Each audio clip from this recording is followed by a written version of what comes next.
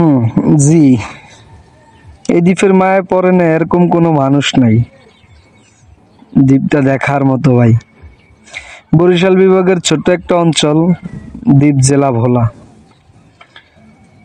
নামে যেরকম ভোলা, এখানকার মানুষগুলো এরকম সহজ সরল আলা ভোলা। আর জেলে ভাইদের কথা তো না বললেই নয়। বর্ষায় মিলিয়ে দেয় এখানে রূপালী ইলিশের মেলা, তাই এই জেলাটির নাম ভোলা। এখানকার মায়ায় পড়ে নাই এরকম কোনো মানুষ নেই ভাই। দ্বীপ জেলাটি অনেক সুন্দর, ছোট্ট একটি অঞ্চল। কখনো যদি আপনার সময় হয় এই ভোলা দ্বীপ থেকে ঘুরে যাওয়ার অনুরোধ রইল।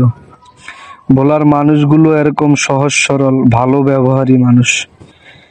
আর আমরা আপনাকে কি বলবো, একটু গর্ববোধ করি আমরা আজকে যে আমরা ভোলাবাসী, ভোলার বাসিন্দা, আমরা ভোলায় থাকি আমরা।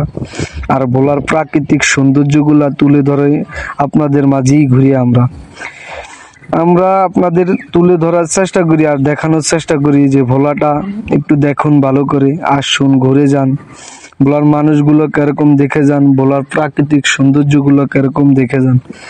মায়া পড়ে যাবেন ভাই, নিশ্চিত।